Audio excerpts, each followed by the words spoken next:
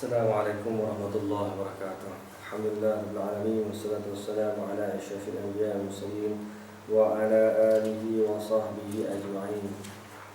Alhamdulillah, kita sambung kembali pembicaraan kita berkenaan dengan tarbiyatul aulad, pendidikan anak-anak dalam Islam, tarbiyatul aulad fil Islam yang dikarang oleh Abdullah Nasir Khaliwan. Dalam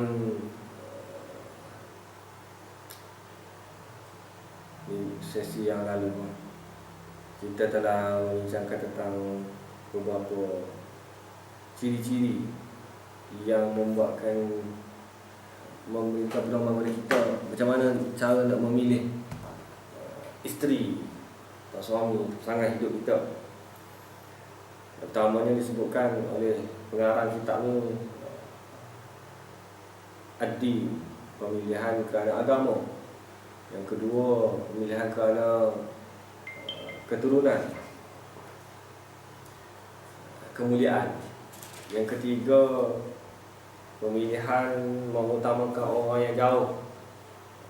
Boleh nak pilih orang dekat, tak salah, tapi kau utamakan kepada orang yang bukan daripada kerabat kita. Yang keempat, mengutamakan gadis-gadis.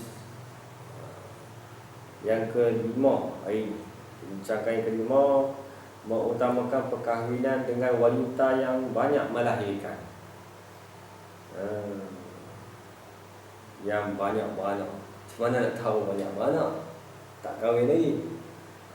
Kita tengok. Di antara pengarahan Islam di dalam memilih isteri adalah memilih wanita yang banyak melahirkan anak. Hak ini dapat mengetahui dengan dua perkara. Macam mana? Ada dua perkara yang menyebutkan macam mana nak tahu bakal isteri kita ni yang ramai anak.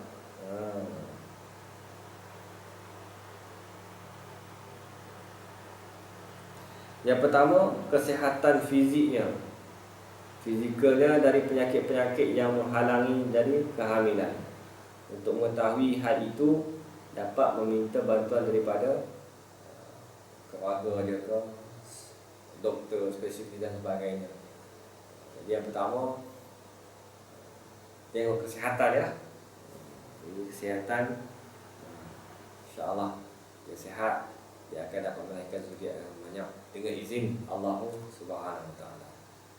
Yang kedua, melihat keadaan ibunya dan saudara-saudara perempuannya yang telah kahwin.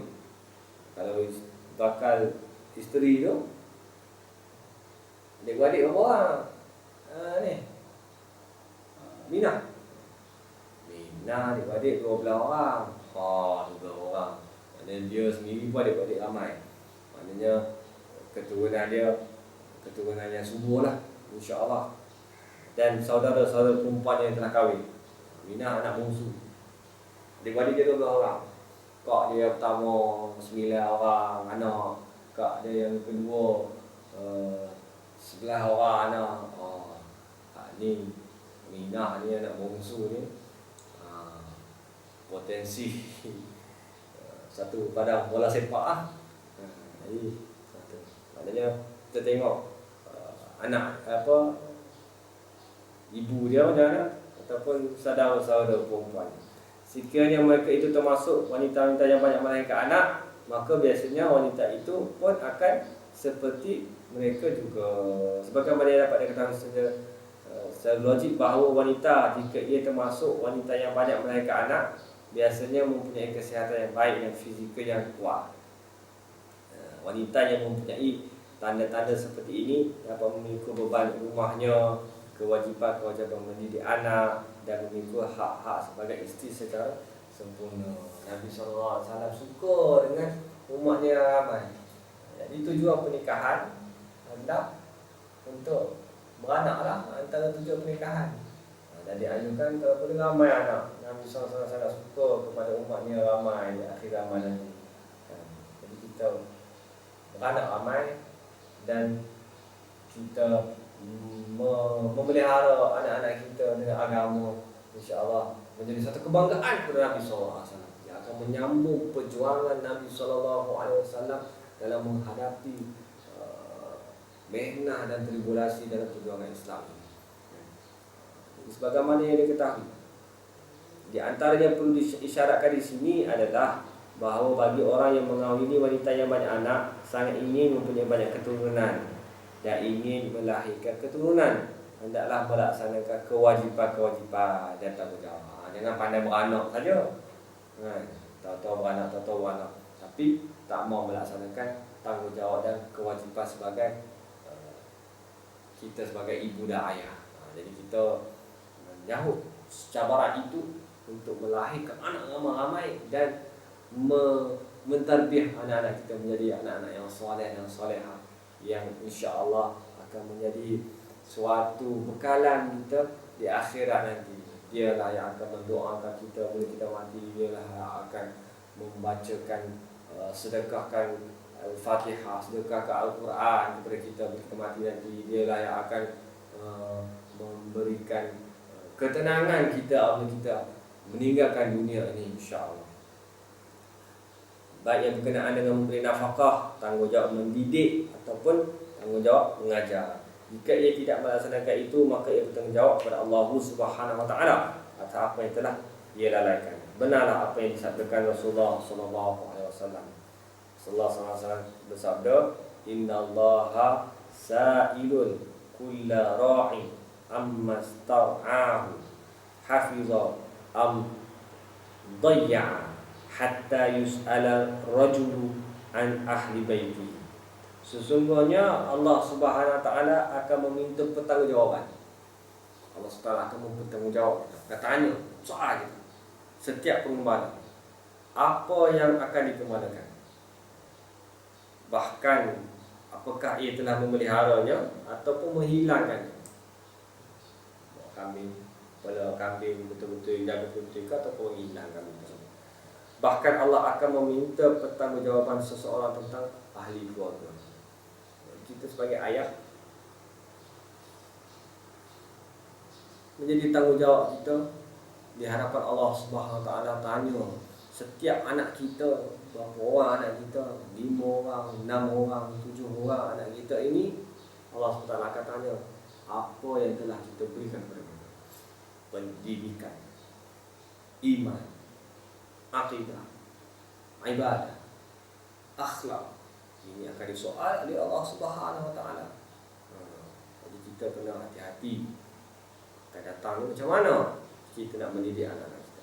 Ringkasnya, bagi orang yang menginginkan melaksanakan tanggungjawab terhadap anak-anaknya sebagaimana diperintahkan Islam, maka bagi orang yang nak kahwin dalam mencari wanita yang akan melahirkan anak, agar ia dapat melipat gandakan jumlah umat Muhammad sallallahu alaihi wasallam yang telah dijadikan Allah sebagai sebaik-baik umat yang wujud di kalangan umat manusia.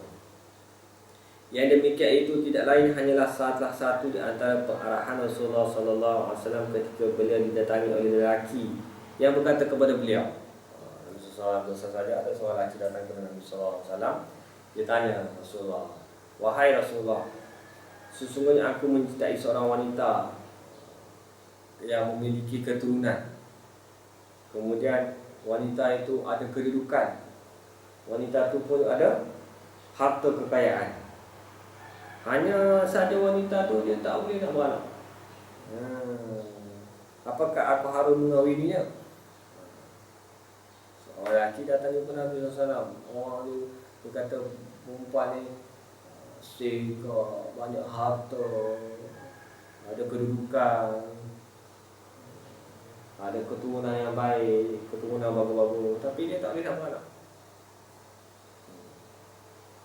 Nabi SAW melarang. Kemudian datanglah orang kedua, lalu ketika mengatakan kepada beliau seperti yang telah dikatakan oleh orang pertama tadi, orang kedua mai juga tanya Nabi SAW. Nabi SAW kata, "Tazawwajul, kahwinlah olehmu sekalian wanita-wanita yang banyak melahirkan anak dan penuh kecintaan. Al-waluda, al-waluda. Tazawwajul waluda, al-waluda. Fa inni mukathirun bikumul umam." Sesungguhnya aku ingin mempunyai banyak umat dengan kamu sekalian.